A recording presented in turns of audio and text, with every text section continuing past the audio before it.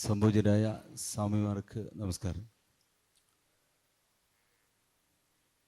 ഈയിടയിൽ ഞാൻ കുമളിയിൽ നിന്നാണ് വരുന്നത്.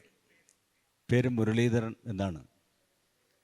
ഈ കഴിഞ്ഞയിടയിൽ കുമളിയിലുണ്ടായ ഒരു ചെറിയ സംഭവം, ഒരു കടയുടെ വരാന്തയിൽ പെന്തിക്കോസ് എന്ന് പറയുന്ന വിഭാഗക്കാർ അവരുടെ അനുവാദം കൂടാതെ പ്രാർത്ഥന സംഘടിപ്പിച്ചു. വലിയ പാട്ടും സുവിശേഷ പ്രസംഗവുമൊക്കെ സംഘടിപ്പിച്ചു. അപ്പോൾ പെട്ടെന്നാണ് ഞാനിതിൽ വരുന്നത്. ഞാൻ ആ കടയിൽ വന്നതിന് ശേഷം ഈ കടയുടമയോട് ചോദിച്ചു, നിങ്ങളുടെ അനുവാദത്തോടു കൂടിയാണോ ഈ പ്രഭാഷണമൊക്കെ നടക്കുന്നതെന്ന് ചോദിച്ചപ്പോൾ അവർ പറഞ്ഞു അങ്ങനെയല്ല എന്ന് പറഞ്ഞു. പക്ഷെ കടയുടെ കോമ്പൗണ്ടിലാണ്, വരാന്തയിലാണ്. അപ്പം ഞാൻ പെട്ടെന്ന് തടസ്സപ്പെടുത്തി. നിങ്ങൾ എന്ത് സുവിശേഷം പറഞ്ഞാലും കടയുടെ ഉടമയുടെ അനുവാദം ആവശ്യമാണ് എന്ന് പറഞ്ഞ് വലിയ സംഘർഷത്തിലേക്ക് കടന്നു. പോലീസ് വന്നു. അങ്ങനെ അവരവിടുന്ന് ആ വരാന്തയിൽ നിന്ന് റോഡിലേക്ക് പോയി. പക്ഷെ അതിനുശേഷം പോലീസുകാർ അത്ര സുഖമല്ലാത്ത രീതിയിൽ എന്നോട് സംസാരിക്കുകയും എന്നോട് കൂടി നിന്നവരോട് വളരെ ധിക്കാരപരമായി പെരുമാറുകയുമൊക്കെ ചെയ്ത ഒരു സംഭവമുണ്ട്. നിയമം ഇപ്പോൾ അവർക്ക് ഞാൻ പറയാമെന്നതാണ്, അത്തരം സുവിശേഷങ്ങളും മതപ്രചരണവും ഒക്കെ നടത്തുന്നത് ഇപ്പോൾ നിയമം അനുവദിച്ചിട്ടുണ്ട്. അവരെ തടസ്സപ്പെടുത്താൻ പാടില്ല എന്ന രീതിയിലാണ് അന്ന് അവർ എന്നോട് പറഞ്ഞത്. ഒരുപക്ഷെ ഞാനായതുകൊണ്ടായിരിക്കാം മറ്റു നടപടിയിലേക്കും കടന്നില്ല. അതുപോലെ തന്നെ പുതുപ്പള്ളിയിൽ ഈയിടെ അങ്ങനെ ഒരു സംഭവം ഉണ്ടായിട്ടുണ്ട്. സുവിശേഷം പറഞ്ഞ ഏതൊരു ദിവസം ഓണത്തിനാണെന്ന് തോന്നുന്നു ഇത്തരമൊരു സംഭവം ഉണ്ടായിട്ടുണ്ട്. അപ്പം ഇതിനെന്താണ് സാധാരണക്കാരായ ഞങ്ങൾ എന്ത് ചെയ്യണം എന്ന് പറഞ്ഞു തന്നാൽ കൊള്ളാം. നമ്മൾ മനസ്സിലാക്കേണ്ടത്, ഭാരതത്തിൽ ഭരണഘടനയനുസരിച്ച് എല്ലാ മതങ്ങൾക്കും, അടിവരയിട്ട് മനസ്സിലാക്കുക, എല്ലാ മതങ്ങൾക്കും അവരുടേതായ ആശയ പ്രചരണത്തിനുള്ള സ്വാതന്ത്ര്യമുണ്ട്. എന്നാൽ നമ്മുടെ സ്വാതന്ത്ര്യങ്ങൾക്കൊക്കെ പരിമിതികളും ഉണ്ട്. അപരിമിതമായ സ്വാതന്ത്ര്യം നമുക്കില്ല. ആദ്യം മനസ്സിലാക്കുക, നമ്മൾ പൂർണ്ണ സ്വതന്ത്രരൊന്നും അല്ല. ഭാരതം സ്വതന്ത്രമാണെന്ന് നമ്മൾ പറയുമ്പോൾ പൗരനുള്ള സ്വാതന്ത്ര്യത്തിന് പരിമിതികളുണ്ട്. ആ പരിമിതികൾ 3. ഇന്ത്യൻ കോൺസ്റ്റിറ്റ്യൂഷൻ അനുസരിച്ച് പൗരസ്വാതന്ത്ര്യത്തിന് ഉപരിയുള്ള പരിമിതികൾ 3. 1 public health, 2 public order, 3 morality. ഈ 3 എണ്ണമാണ്. ഇപ്പം നമ്മൾ സ്വതന്ത്ര രാഷ്ട്രമാണെന്നുള്ളത് കൊണ്ട് അളവറ്റ സ്വാതന്ത്ര്യം ആർക്കുമില്ല.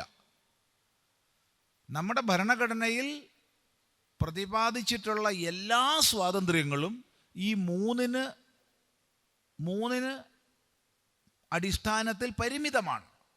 1, ഏതെങ്കിലും പ്രകാരത്തിൽ പബ്ലിക് ഹെൽത്തിന് ദോഷകരമാകുമെങ്കിൽ ആ സ്വാതന്ത്ര്യം അനുവദനീയമല്ല. 2, ഏതെങ്കിലും പ്രകാരത്തിൽ പബ്ലിക് ഓർഡർ, പൊതു സംവിധാനത്തിന് വിരുദ്ധമാകുമെങ്കിൽ അത് അനുവദനീയമല്ല. 3, മൊറാലിറ്റി, സദാചാരത്തിന് വിരുദ്ധമാകുമെങ്കിൽ അനുവദനീയമല്ല.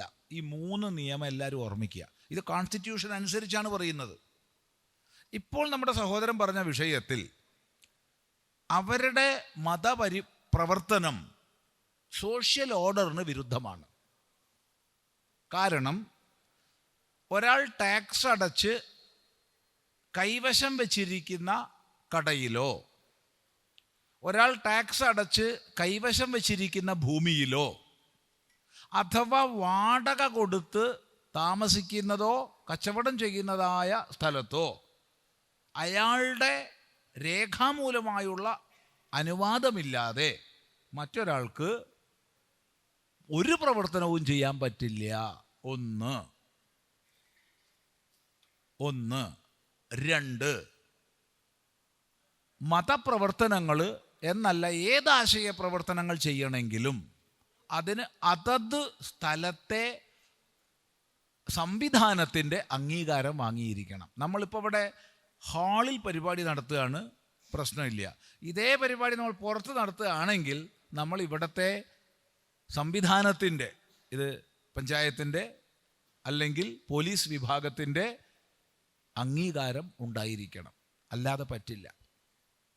അതുകൊണ്ട് ഉചിതമായ ശക്തമായ രീതിയിലുള്ള പ്രതികരണങ്ങളാണ് ഇത്തരം സന്ദർഭങ്ങളിൽ ആവശ്യമുള്ളത്. പക്ഷെ നമ്മുടെ സമൂഹം പൊതുവെ പ്രതികരിക്കില്ല. പൊതുവെ അവരങ്ങ് നടത്തട്ടെ എന്ന് വിചാരിച്ചു പോകും. അത് നിരുപദ്രവമല്ല.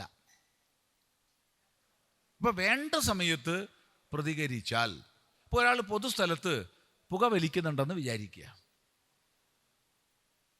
പുകവലിക്കുന്നത് വ്യക്തിയുടെ സ്വാതന്ത്ര്യമാണ്.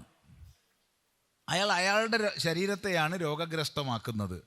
പക്ഷേ നമ്മുടെ ഭാരതത്തിലുള്ള നിയമം അനുസരിച്ച്, നിയമം എന്ന് പറഞ്ഞാൽ ഹൈക്കോടതിയുടെയും സുപ്രീം കോടതിയുടെയും വിധികൾ നിയമങ്ങളാണല്ലോ. അതുകൊണ്ട് പൊതുസ്ഥലത്ത് പുകവലിക്കാൻ പാടില്ല. അപ്പോൾ വേറൊരാൾക്ക് പറയാം ഇത് പാടില്ല കേട്ടോ എന്ന് പറയാം. എന്നിട്ട് അനുസരിക്കുന്നില്ലെങ്കിൽ കേസ് കൊടുക്കാം. കേസിന് FIR ഇടാൻ ബാധ്യസ്ഥമാണ്. പെറ്റി കേസായിരിക്കും, പക്ഷെ പെറ്റി കേസ് ആണെങ്കിലും FIR ഇടാൻ പോലീസിന് ബാധ്യതയുണ്ട്. കാരണം പൊതുസ്ഥലത്ത് പുകവലി പാടില്ല. അപ്പം നമ്മൾ കണ്ടില്ലെന്ന് നടിക്കുന്നതാണ് പലപ്പോഴും പലതും അരങ്ങേറാൻ കാരണമായിട്ടുള്ളത്. നമ്മൾ പ്രതികരിച്ചേ മതിയാവൂ. കൊളത്തൂർ അദ്വൈതാശ്രമത്തിൽ എല്ലാ മാസവും വേദാന്ത ക്ലാസ് ഉണ്ട്. അവസാനത്തെ ഞായറാഴ്ച രാവിലെ മുതൽ വൈകുന്നേരം വരെ ഭഗവത്ഗീത ഭാഷ്യം, ഉപനിഷത് ഭാഷ്യം ഒക്കെയാണ് പഠിക്കുന്നത്. സാമൂഹിക വിഷയങ്ങളൊന്നും പ്രതിപാദിക്കാറില്ല ആ ക്ലാസ്സിൽ. അപ്പം അതിന് സ്ഥിരമായി വരുന്ന ഒരു വ്യക്തി താമരശ്ശേരി അടുത്ത് കൂടത്തായി എന്നുള്ള സ്ഥലത്താണ് അയാളുടെ വീട്. ക്ലാസ് കഴിഞ്ഞ് തിരിച്ചു പോവുകയാണ്. കൂടത്തായി കുപ്രസിദ്ധമാണല്ലോ ഇല്ലേ? കുറേ പേരെ ഒരമ്മ വിഷം കൊടുത്ത് കൊന്നൊരു സംഭവം അവിടെയാണ് ഉണ്ടായിട്ടുള്ളത്. അതോട് വലിയ കുപ്രസിദ്ധമായിട്ടുണ്ട്. അതിരിക്കട്ടെ. അപ്പോൾ ആ ഗ്രാമത്തിലാണ് ഇദ്ദേഹം.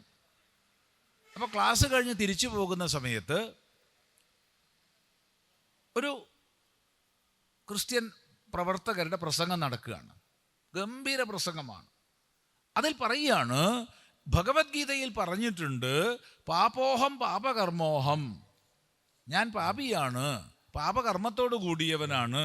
അതുകൊണ്ട് നമ്മുടേതായ സിദ്ധാന്തം ഗീതയിലുള്ളതാണ്. പാപമോചനത്തിന് നിങ്ങൾ ക്രിസ്ത്യാനിയാവണം. അവിടെ കൂടിയ 99% ജനങ്ങളും ഹിന്ദുക്കളാണ്. 99% ഹിന്ദുക്കളാണ്. എല്ലാം വായും പൊളിച്ച് കേട്ടിരിക്കുക. ഇയാൾ ക്ലാസ്സിൽ വരുന്ന ആളായ ഒറ്റ കാരണം കൊണ്ട് ഇയാൾ അങ്ങോട്ട് കയറി ചെന്നിട്ട് പറഞ്ഞു, നിങ്ങൾ പറഞ്ഞ വാക്യം ഭഗവത്ഗീതയിലില്ല. പ്രസംഗകൻ പറഞ്ഞു ഉണ്ട്. ഇയാൾ പറഞ്ഞു ഇല്ല, ഞാൻ ഗീത മുഴുവൻ പഠിച്ച ആളാണ്, നിത്യവും പാരായണം ചെയ്യുന്ന ആളാണ്, ഇങ്ങനൊരു വാക്യം ഗീതയിലില്ല. അപ്പം മറ്റേ ആൾ പറക്കാൻ തുടങ്ങി, സഹോദര പ്രശ്നം ഉണ്ടാക്കരുത്. പ്രശ്നം ഉണ്ടാക്കല്ല, നിങ്ങൾ ഇത് മൈക്കിലൂടെയാണ് പറഞ്ഞത്, അതുകൊണ്ട് നിങ്ങൾ മൈക്കിലൂടെ തന്നെ മാപ്പ് പറയണം. അപ്പം സത്യത്തിൽ ഇതൊറ്റ വ്യക്തിയേ ഉള്ളൂ. പക്ഷെ ഒരു സദസ്സിലേക്ക് ഒരു വ്യക്തി കയറി ചെന്നപ്പോൾ അവരെന്ത് വിചാരിച്ചു, ഇവർ സംഘടിതമായി കുറേ പേര് വന്നിട്ടുണ്ടാവും എന്ന് പേടിച്ചിട്ട് പൊതുവായി മൈക്കിലൂടെ അറിയാത്ത വിഷയം പറഞ്ഞു പോയതിന് നിങ്ങളെല്ലാം മാപ്പാക്കണം. അപ്പം ഇദ്ദേഹം പറഞ്ഞു അത് പോരാ, ഇനി മേലിൽ ഇങ്ങനത്തത് പറയില്ല എന്നും കൂടി പ്രതിജ്ഞ ചെയ്യണം. ഇനി ഞാനിത് പറയില്ല, പോരാ, കർത്താവിൻ്റെ പേരിൽ പ്രതിജ്ഞ ചെയ്യണം എന്ന് പറഞ്ഞു. അപ്പം അയാൾ പരിങ്ങി. അല്ല, കൃഷ്ണൻ്റെ പേരിൽ പറഞ്ഞാൽ മതിയോ? പോരാ, കൃഷ്ണൻ്റെ പേര് പറഞ്ഞാൽ പോരാ, നിങ്ങൾ വിശ്വസിക്കുന്ന കർത്താവിൻ്റെ പേരിൽ പ്രതിജ്ഞ ചെയ്യണം എന്ന് പറഞ്ഞു. അവസാനം അയാൾ പ്രതിജ്ഞ ചെയ്തു. പിന്നെ അയാൾ അപ്പുറത്ത് പോയി പറഞ്ഞിട്ടുണ്ടാവാം, ഇല്ലായിരിക്കാം, അത് നമുക്കറിയില്ല. പക്ഷേ അവിടെ കൂടിയ ജനങ്ങൾ മുഴുവൻ അവരെ കൂക്കി വിളിച്ച് പറഞ്ഞയച്ചു. അതുവരെ വായം പൊളിച്ച് സത്യമാണെന്ന് വിശ്വസിച്ചിരുന്നവരാ. എന്തുകൊണ്ട്? നമുക്ക് നമ്മുടെ ശാസ്ത്രം അറിയാത്തതുകൊണ്ട്. നമുക്ക് നമ്മുടെ ശാസ്ത്രം അറിഞ്ഞിരുന്നെങ്കിൽ നമ്മളെ തെറ്റിദ്ധരിപ്പിക്കാൻ വേറുള്ളവർക്ക് കഴിയില്ല. അവിടെയാണ് യേശുദേവന്റെ തന്നെ വാക്യം പ്രസക്തമാകുന്നത്. അവരെന്താണ് ചെയ്യുന്നതെന്ന് അവർക്ക് തന്നെ അറിയില്ല. അവരോട് പൊറുക്കണമേ നമുക്ക് പറയാൻ പറ്റില്ല, കാരണം അവർ അറിഞ്ഞുകൊണ്ട് ചെയ്യണതാ. അതുകൊണ്ട് പൊറുക്കാൻ പറയാൻ പറ്റില്ല. നോക്കണേ, നമ്മൾ എല്ലാത്തിനെയും ബഹുമാനിക്കുന്നവരാ, നമ്മൾ എല്ലാത്തിനെയും ആദരിക്കുന്നവരാ, നമ്മൾ യേശുദേവൻ്റെ ഉപദേശങ്ങളിലെ നന്മകളെ സ്വീകരിക്കുന്നവരാ. നമുക്ക് ലോകത്തിൽ ഏത് ഗുരുനാഥൻ്റെ നല്ല ഉപദേശത്തെയും സ്വീകരിക്കാനുള്ള മനസ്സ് നമുക്കുണ്ട്. കാരണം വേദം നമ്മെ പഠിപ്പിച്ചത് അതാണ്. ആനോ ഭദ്രാ കൃതവോ യന്തു വിശ്വതഃ. ലോകത്തിൻ്റെ എല്ലാ ഭാഗത്തു നിന്നും നല്ല ചിന്തകൾ നമ്മിലേക്ക് വരട്ടെ എന്ന് പ്രാർത്ഥിച്ചവരാ നമ്മൾ. പക്ഷേ അതിനെ ദുരുപയോഗം ചെയ്യാനും മറ്റും മുതിരുന്നത് നമ്മുടെ സമാജത്തിന് അറിവില്ലാത്തതുകൊണ്ടാണ്. അതുകൊണ്ട് പ്രതികരിച്ചേ മതിയാവൂ. അത് ചെയ്തത് ഏറ്റവും നന്നായി. അവിടെ പോലീസുകാർ നിയമം അറിയാത്തതുകൊണ്ടാണ്. വേണ്ടതുപോലെ സംസാരിക്കാൻ നമുക്ക് സാധിക്കണം. പിന്നെ അവരൊന്നും ഉണ്ടില്ല. ഇതാണ് പറയാനുള്ളത്.